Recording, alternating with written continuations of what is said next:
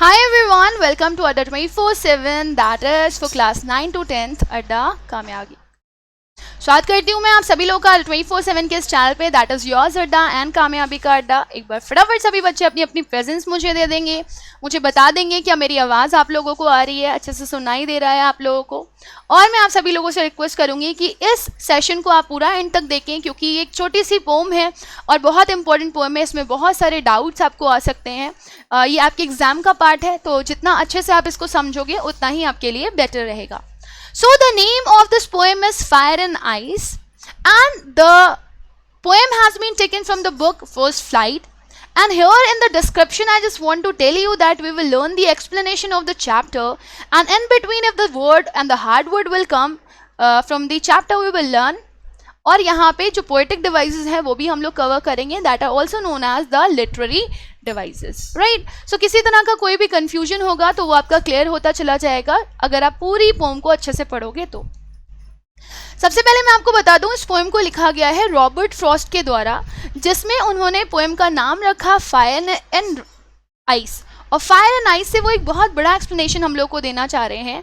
और यहाँ पर पोएट क्या बताना चाहते हैं कि बट ऑब्वियस ही चीज़ है, कोई भी धर्म हो, कोई भी रिलीजन हो या कोई भी पर्सन हो, हर कोई ये सोचता है कि one day there will be the end of the earth. कभी ना कभी ऐसा होगा, ये दुनिया ख़त्म हो जाएगी। और हर इंसान के अलग अलग परसेप्शन होते हैं। सो पोएट ने लोगों का परसेप्शन लेकर के अपने दिमाग में एक धारणा बनाई और उन्होंने कहा कि जो अर्थ है उसके एंड होने के दो तरीके हैं, इस दुनिया के एंड होने के दो तरीके हैं। इधर the earth will end by the fire or the end of the earth will be by the ice. So fire और ice से earth का end दिखाया गया है, but what is fire and earth? Actually इसका direct comparison नहीं किया गया, but they are used as a symbols. Okay, so you can also say that कि ये जो poem आपको यहाँ पर mention करी गई है, this is a symbolic poem. ये आपकी एक symbolic poem है और यहाँ पे आपको काफ़ी सारे symbol देखने के लिए मिलेंगे, जिसमें आपका जो टॉपिक है फायर एंड आइस वही एक तरीके से आपको सिंबल शो कर रहा है, where fire is the symbol of desire and the ice is the symbol of hatred. Now why the fire is symbolized as desire and why the ice is symbolized as hatred? Fire को Dzire क्यों बोला है? क्योंकि आपने देखा होगा जब आग जलती है तो उसकी लपटें तेजी से उठती हैं। हमारी ज़िंदगी में जो हमारी डिज़ायर्स होती हैं, जो हमारी इच्छाएं होती हैं, आज ये चाहिए, कल वो चाहिए, परसों वो चाहिए। सपोज़ मेरे पास साइकिल है, कल मुझे स्कूटी चाहिए, परसों मुझे बाइक चाहिए, फिर मुझे कार चाहिए। हो सकता है कि आपके घर वालों के पास बहुत पैसा हो तो आप एक दिन उनसे डिमांड करो कि आपको प्लेन चाहिए। सो डिज़ायर एक ऐसी चीज़ होती है जो इंसान की कभी भी ख़त्म नहीं होती और उसके एंड तक वो उसके साथ रहती है। तो यहाँ पर जो पोएट हैं वो फायर को डिज़ायर से इसलिए कंपेयर कर रहे हैं क्योंकि फायर की जैसे लपटें बढ़ती रहती हैं वैसे वैसे हमारी डिज़ायर भी हमेशा बढ़ती रहती हैं, वो कभी ख़त्म नहीं होती। और कहीं ना कहीं इंसान की जो इच्छाएं होती हैं वही उसका ज़िंदगी में अंत कर देती हैं। बहुत सारे लोगों की ज़िंदगी इसलिए बर्बाद हो जाती है क्योंकि वो बहुत डिज़ायर करते हैं। Next is ice. Now here ice refers to the hatred, नफरत। नफरत इंसान के अंदर तब आती है जब उसके अंदर स्टबर्ननेस होती है। अब आइस क्या है? आइस ठोस है और इंसान जब ज़िद्दी हो जाता है तो वो भी वहाँ पर क्या दिखाया गया, एक तरीके से हटी हो जाता है, ज़िद्दी हो जाता है तो वो भी अपने डिसीजन पे फर्म हो जाता है, चाहिए तो चाहिए, करना है तो करना है। सो जब इंसान एक जगह पे स्टबर्न हो जाता है, एकदम हटी हो जाता है, ज़िद्दी हो जाता है कि मैं कुछ और नहीं कर सकता, तो कहीं ना कहीं अगर वो चीज़ उसकी पूरी नहीं होती है तो उसके अंदर हेट्रेड आता है, नफरत आती है। So that's why the poet compare here ice as hatred. Okay, so fire और आइस ये दोनों ही जिंदगी को ख़त्म कर सकते हैं, इंसान की बढ़ती इच्छाएं या फिर हो सकता है नफरत। ये दो ही चीज़ें हैं जो इंसान की ज़िंदगी को या लोगों की, दूसरों की ज़िंदगी को ख़त्म कर सकती हैं। इच्छाएं, मेरे मन में इच्छा है कि किसी पर्सन ने मेरी किसी घर वाले को कभी ना कभी मार दिया था, तो अब मैं बदला लूँगी, मैं रिवेंज लूँगी। इसी वजह से आप देखो कितने सारे टेररिस्ट बन जाते हैं लोग, कितना ज़्यादा एक दूसरे से बदला लेते हैं, बॉम्ब ब्लास्ट करवाते हैं, अटैक्स करवाते हैं। What is this? Because they have desire to kill the other personality and they have something like hatred in their hearts. तो उनके दिल में क्या होती है? नफरत होती है। जब नफरत होती है तभी तो आप किसी को किल कर सकते हो। अगर आपके मन में किसी को लेकर के प्यार होता ना तो आप कभी उस इंसान को हर्ट करते ही नहीं, चाहे वो अपनी बातों से हो और चाहे किसी इंस्ट्रूमेंट से हो। सो बी श्योर अबाउट दैट। यहाँ पे पोएट हमको सिंबल दे रहा है दो चीज़ों का, फायर और आइस का, जिसमें वो हमको कंप्लीटली ये बताना चाहता है कि देखो अगर दुनिया ख़त्म होगी तो या तो इच्छाओं से होगी या फिर किससे होगी, नफरत से होगी। सो गाइज आई होप एक ओवरव्यू आप लोगों को मिल गया होगा पूरे कंप्लीट पोम का। और अब मैं यहाँ पर शुरुआत करती हूँ इस पोएम की, but before starting this session let me tell you about myself. This is me, my name is Rebecca Agha and this is all about me. I'm MSc, MA and B.Ed, having a 7 years of experience and have qualified my CTET and UPTET examination. So this is a short intro of mine and guys I think मेरे को लगता है कि आप लोगों को भी याद हो गया होगा। अगर आप लोगों को अपना एक छोटा सा इंट्रो देना होगा ना तो आप लोग भी अपना छोटा सा इंट्रो देख सकते हो, मेरा रोज रोज सुनते हैं ना। चलो, so let us start our session and as I always say my dear students that कि भले ही आप लोग मेंटोस खा रहे हो या नहीं खा रहे हो, आपको अपने दिमाग की बत्ती को जला के रखना है, right. So be sure about that कि आप अगर क्लास में अपना 100% देते हो तो आपका 90% सिलेबस यही कवर हो जाता है ना। Why would I say 90%? You can cover 99% because there is always an availability of 1% जहाँ पे बच्चे थोड़े से हेवे भटकते रहते हैं, उनका दिमाग नहीं लगता तो 1% छोड़ देते हैं, लेकिन 99% सिलेबस आप अपना यहीं पर कंप्लीट कर लेते हो। सो गाइज वो 99% अगर सिलेबस आपको अच्छे से कवर करना है ना तो उसके लिए आपको क्या करना पड़ेगा, उसको आपको अच्छे से पढ़ना पड़ेगा, ठीक है। चलो, सो आई होप गाइस आपको अच्छे से ये क्लियर हो गया होगा। अब हम लोग कंटिन्यू करते हैं हमारे चैप्टर को और आके देखते हैं कि इस पर्टिकुलर चैप्टर में, बार बार बोल रही हूँ, पोम में जो हमारे पोएट है उन्होंने क्या बोला है। देखो कितनी सुंदर सी पिक्चर लगाई है मैंने आप लोगों के लिए, आग की ये बढ़ती हुई लपटें, ये है डिजायर और ये है हमारा ठोस मन। जब हमारा मन ठोस हो जाता है, हार्ड हो जाता है, तभी तो उसके अंदर नफरत आती है ना। अगर आप स्टबर्न नहीं हो, जिद्दी नहीं हो, तो आपके अंदर कभी नफरत नहीं आ सकती। जो एक इंसान अपने डिसीजन पे फॉर्म हो जाता है ना, यही करना है, यही कपड़ा पहनना है, वो जिद्दी हो गया। फिर अगर आप उसको वो कपड़े नहीं दोगे ना तो वो कहिए आपसे नफरत करने लगे और नफरत की आग में जल जाए। Got it? चलो, सो आई होप गाइस इतना समझ में आ गया होगा। अब देखो पोएट ने पोएम स्टार्ट करी और पोएम बहुत सिंपल है, बहुत simple. Now look at this. Some say the world will end in fire, some say in ice. अब यहाँ पे some say का क्या मतलब है? Some say refers to the people say, जो लोग हैं इस दुनिया में रहने वाले लोग। जानवर तो बोल नहीं पाता, हो सकता है अपने आपस में बात करते हैं वो लोग अपनी लैंग्वेज में, but because we are human beings so we will give the reference of human beings only. That's why the poet is saying, क्योंकि मैं एक इंसान हूँ तो मैं इंसानी भाषा में बोल रहा हूँ कि कुछ कहते हैं ये दुनिया खत्म होगी आग से और कुछ कहते हैं ये दुनिया खत्म होगी आइस से। And as I told you, fire का मतलब डिजायर। हो सकता है कि ये दुनिया खत्म हो जाए लोगों की इच्छाओं से, कुछ लोग बोलते हैं, और कुछ लोग बोलते हैं कि ये दुनिया खत्म हो जाएगी किससे, बर्फ से, यानी कि नफरत से। From what I have tasted of desire, अब पोएट कहता है मुझे नहीं पता लोग क्या परसेप्शन रखते हैं, बट ये दोनों परसेप्शन तो अन्ना है उनका, या तो आग से खत्म होगी या तो फिर आइस से खत्म होगी।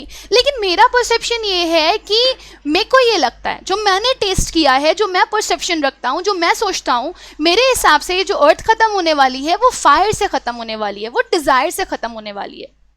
आई hold with those who favour fire, क्योंकि मैंने टेस्ट किया है ये डिजायर वाली फीलिंग, सो मुझे अच्छे से पता है कि वो लोग जो ये कहते हैं कि ये दुनिया आग से खत्म होगी वो सही कहते हैं, वो ठीक कहते हैं। क्योंकि जो बढ़ती हुई डिजायर्स होती है ना वो इंसान की खत्म नहीं होती, उसका जीवन अंत हो जाता है, लेकिन कोई डिजायर खत्म नहीं होती, उसको हर पल कुछ नया चाहिए और उस चीज को पाने के लिए वो किसी भी हद तक गुजर सकता है।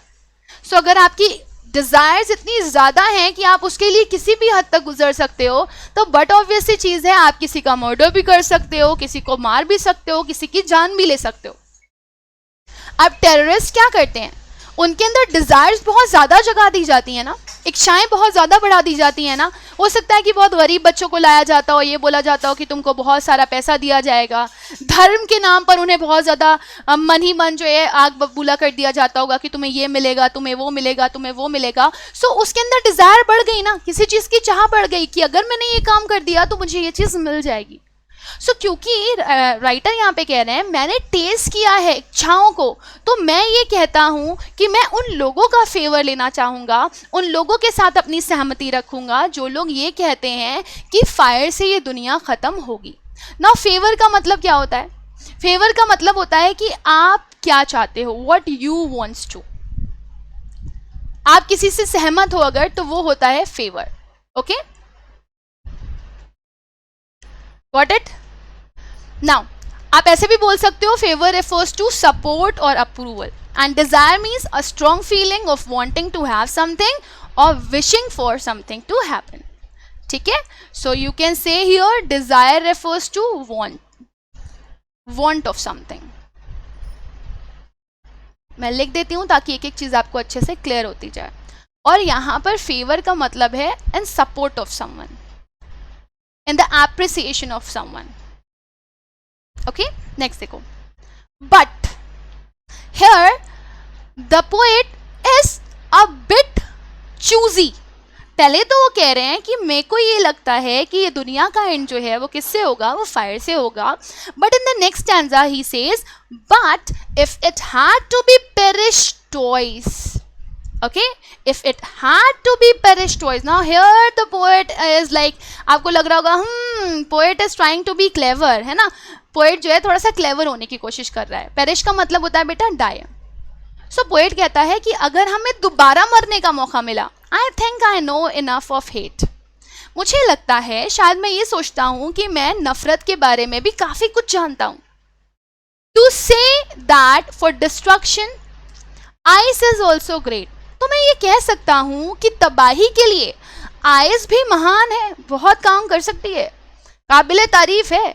अगर आपको डिस्ट्रक्शन चाहिए तो आइस भी कुछ कम नहीं है। And would suffice, suffice refers to something which is sufficient, जो पर्याप्त मात्रा में हो। Got it? सो यहाँ पे पोएट कहना चाहते हैं कि पहली बार अगर कोई मरेगा या पहली बार मौका मिलेगा इस अर्थ को खत्म होने का, तो मैं पूरी तरीके से फायर या डिजायर के फेवर में हूँ। लेकिन अगर ये दुनिया दोबारा खत्म होती है और अगर इसको मौका मिलता है दोबारा खत्म होने का, तो मैंने कुछ कम स्टडी नफरत के बारे में भी नहीं करी है। नफरत जब इंसान के अंदर पैदा हो जाती है ना, तो उस कंडीशन में भी इंसान किसी भी हद तक गुजरने के लिए तैयार होता है। किसी का मर्डर भी कर सकता है, किसी के साथ लूटपाट भी कर सकता है।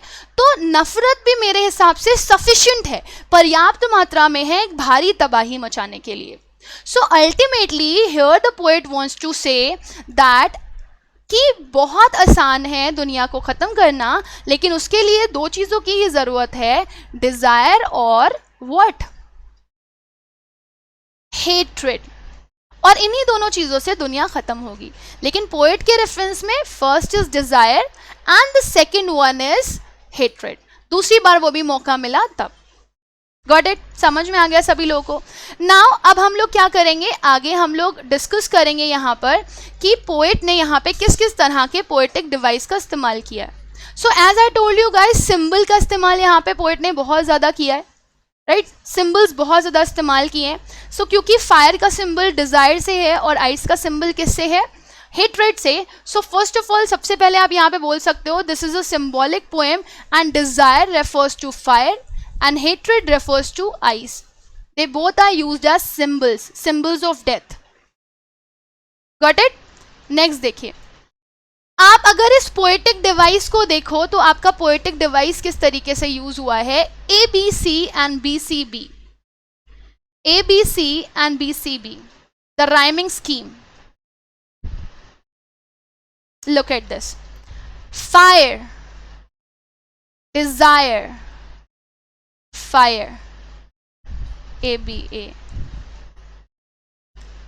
Then it is, if we take it ice, toys, again ice and suffice, this is B. Okay?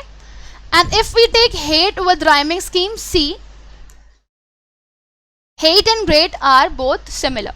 So we can take it A, B, C and B, C, B. So it is like A, B, C and B, C, B. So these are the rhyming scheme of this particular poem. I hope this is quite clear to everyone. मुझे लगता है ये clear हो गया होगा सबको। A, B, A, first वाला मैं देखी नहीं थी. Next is ABC, then BCB, ध्यान रखना. So I hope this is quite clear. As I told you कि फायर एक जैसा वर्ड है ना, फायर, डिजायर, फायर, तो इसको हम एक साथ ले सकते हैं एज AAA क्योंकि सेम राइमिंग स्कीम बना रहा है. आइस, चॉइस, आइस, सफाइस, इसको हम लोग BB से ले सकते हैं क्योंकि सेम राइम बना रहा है. Then if we take hate and great तो they can take as C. तो ABA, then ABC and BCB, this is the rhyming scheme of this particular poem. Got it? Now, here I want to say there is a repetition of vowel sound also. अगर आप देखो तो यहाँ पर क्योंकि vowel sound का repetition हो रहा है तो इसी वजह से हम ये भी बोल सकते हैं कि यहाँ पे assonance का इस्तेमाल किया जा रहा है. Now look at this. Hold, those, who, favor. So repetition of O sound, if you look here, repetition of O sound is going on. ठीक है, और जहां पर vowel sound का repetition होता है वो क्या कहलाता है आपका? वो कहलाता है आपका assonance. Okay, so here I can say कि किस चीज का repetition चल रहा है आपका? O sound का repetition चल रहा है. Got it? Next देखिए, अगर आप ये वाले लाइन में आओ तो ये वाले लाइन में भी आपको क्या मिल सकता है? Assonance मिल सकता है. If it perish twice. So here the repetition of I sound is going again and again. So we would say that again there is a kind of assonance that has been used. Then you can look at here also, I think, I know. So if you look at this, यहाँ पर अगर आप देखो तो I think, I में आपका I sound का repetition चल रहा है, again assonance हो गया आपका ये. Then we have think, enough, hate. So here is the word H and H is going again and again. H sound का इस्तेमाल बार बार हो रहा है और जब आपको पता है ना H sound का repetition होता है, repetition होता है H sound का, या फिर किसी भी consonant sound का repetition होता है. अगर स्टार्टिंग में हो रहा होता है कॉन्सोनेंट का, ध्यान से समझना, कंफ्यूज कर सकता है. अगर स्टार्टिंग में हो रहा होगा तो एलिटरेशन होगा, ठीक है, और अगर इन बिटवीन हो रहा है, इन बिटवीन, तो वो आपका कॉन्सोनेंस कहलाता है. कॉन्सोनेंस कहीं पर भी हो रहा होगा, इन बिटवीन कहीं पर भी, आगे पीछे लास्ट में, है ना, कैसे भी हो रहा होगा तो वो आपका कॉन्सोनेंस कहलाएगा. सो थिंक, इनफ, हेट, यहां पर आपका आगे पीछे कैसे भी हो रहा है रिपीटिशन तो आप इसको बोलोगे दिस इज कॉन्सोनेंस. मैं ब्लू से अंडरलाइन कर देती हूं कॉन्सोनेंस को. ये देखो, थिंक, इनफ और hate, this is consonance. Got it? And if you go here, some say, so S S comes in the starting, so I would say यहां पर आपका जो यूज हुआ है वो है alliteration. But think, enough and hate में आपका यूज हुआ है consonance. Consonance. Okay, I hope this is quite clear to everyone. ये सभी लोगों को क्लियर हो गया होगा, right? Now if we go ahead and if we look for some other word, अगर हम आगे जाएं और हम कुछ और तरीके से जा करके देखें इस पर्टिकुलर सेंटेंस को, तो आप देखो ना, पोएट हमें इमेजिन करने के लिए कह रहा है कि कुछ लोग कहते हैं कि दुनिया फायर से एंड होगी और कुछ लोग कहते हैं कि दुनिया आइस से एंड होगी. सो यहाँ पे एक तरह का परसेप्शन दे रहा है पोएट, हमें लोगों का परसेप्शन बनाते हुए दे रहा है. तो that means this is imagery, जहाँ पे हमें वो कुछ सोचवा रहा है, सोचने के लिए बोल रहा है, ठीक है. And again if you look at this particular sentence, here personification is also used. आप एक चीज सोचो, पर्सोनिफिकेशन, पर्सोनिफिकेशन क्यों यूज हो रहा है गाइस? बिकॉज यहाँ पे बोला जा रहा है फायर से दुनिया एंड हो जाएगी. आप बताओ ना, एक नॉन लिविंग थिंग क्या किसी को किल कर सकती है, मार सकती है, किसी को खत्म कर सकती है? This is the activity of human being. So here personification is also used because यहाँ पर पोएट कह रहा है कि एक नॉन लिविंग थिंग क्या करेगी? डिस्ट्रॉय करेगी किसी पर्टिकुलर चीज को. Got it? Now if you look at the another word here, some say, so आप देखो सेम वर्ड का रिपीटेशन दो अलग अलग लाइनों में हो रहा है. सो यहाँ पे एनाफोरा भी आ रहा है आपका. आप देखो बहुत सारी चीज़ें बता रही हूँ तो माइट बी क्वाइट कंफ्यूजिंग, बहुत सारी चीज़ें हैं तो कंफ्यूजिंग भी हो सकती हैं, बट आई होप कि आप लोग इसको ध्यान से समझने की कोशिश करोगे. तो यहाँ पे एनाफोरा इसलिए इस्तेमाल हो रहा है क्योंकि सम से आपका रिपीट हो रहा है अलग अलग लाइन में, और जब दो अलग अलग लाइनों में सेम वर्ड रिपीट होता है तो वो कहलाता है आपका क्या? Anaphora. Okay, next is you can also say this is a kind of enjambment, because अगर आप देखो पूरे सेंटेंस को, some say the word will end in fire, some say in ice, full stop, this is enjambment. From what I have tasted of desire, I hold with those who favor fire. Got it? So अगर ये इस paragraph को आप ले लो तो यहाँ पे देखो उसने एक कंप्लीट पैराग्राफ में बिना किसी पंक्चुएशन मार्क के लिख दिया है सेंटेंस को, तो दिस इज एंजैम्पमेंट एक पैराग्राफ में. लास्ट की 3 लाइन्स में भी अगर आप देखो तो to say that for destruction ice is also great and would suffice. So एक पूरे लाइन में वो पर्टिकुलर पैराग्राफ बना करके लिख दिया है जिसमें किसी तरह का पंक्चुएशन मार्क उसने इस्तेमाल नहीं किया है. So this is enjambment also. I hope guys this is quite clear to everyone. ये सभी लोगों को अच्छे से क्लियर हो गया होगा और यहाँ तक किसी को भी किसी तरह का कोई डाउट नहीं होगा. अगर डाउट होगा तो आप लोग मुझे पूछ लोगे, because poetic device are very very and very important guys. बहुत इंपॉर्टेंट होती हैं पोएटिक डिवाइसेस आपकी. ठीक है, so I hope this is quite clear to everyone guys. Now look at this, मैं आपको बता देती हूँ यहाँ पे सबसे पहले मैंने क्या इस्तेमाल किया. आपका रिपीटिशन भी आ रहा है, ओके आपका एलिटरेशन भी आ रहा है. नेक्स्ट थर्ड इज आपका एजोनेंस भी आ रहा है. फोर्थ इज सिंबोलिज्म भी आ रहा है. फिफ्थ इज एंजैम्पमेंट भी आ रहा है, राइट. सिक्स्थ इज पर्सोनिफिकेशन भी आ रहा है. Can you look at this guys, इतनी छोटी सी पोएम और आप सोचो पोएट ने क्या क्या एक्सप्लेन कर दिया यहाँ पे. इसलिए मैंने बोला आपको ये बहुत इंपॉर्टेंट पोएम है. एनाफोरा आया, राइट. इमेजरी आया. सो ऑलमोस्ट आप देख सकते हो बहुत सारी चीज़ें इस्तेमाल हुई हैं यहाँ पे गाइस, एंड आई होप कि आपको अच्छे से समझ में नहीं आया होगा या समझ में आ गया होगा. अगर समझ में नहीं आया तो दोबारा से एक बार वापस से ज़रूर पोएम को दोबारा से वॉच करना, and I am damn sure about this कि आपको ये अच्छे से क्लियर हो जाएगा. Now guys here a question has been asked and this question is saying what would be a better option to end the earth. Earth के लिए better option क्या है, फायर और आइस, या बोथ आर इक्वली कॉम्पिटेंट, या फिर none. अगर यहाँ पे लिखा जाता what would be the better option according to the poet to end the earth, better option क्या है. सो आप बोल सकते थे कि पोएट के हिसाब से जो बेटर ऑप्शन है वो फायर है, लेकिन आपका ओपिनियन पूछ रहा है. तो अगर आप पूरी पोएम को पढ़ोगे तो यहाँ पर पोएट ने बताया है कि दोनों ही इक्वल कॉम्पिटेंट हैं, दोनों ही तबाह कर सकती हैं. So that's why the third is the correct answer of this particular question. The cause of man's destruction, इंसान की तबाही का कारण कौन है. फैमिली, गोल्ड, लस्ट और मनी. फैमिली बर्बाद करती है, नहीं, फैमिली तो बनाती है हमें. सोने से कोई मतलब नहीं है, जिक्र ही नहीं किया गया है इसमें. Lust is also not mentioned here, but या money. So I would say money हो सकता है, क्योंकि वो एक तरह की क्या क्रिएट करता है हमारे अंदर, desire. Okay, so I hope guys इतना आप लोगों को क्लियर हो रहा होगा और किसी तरह का कोई डाउट नहीं होगा.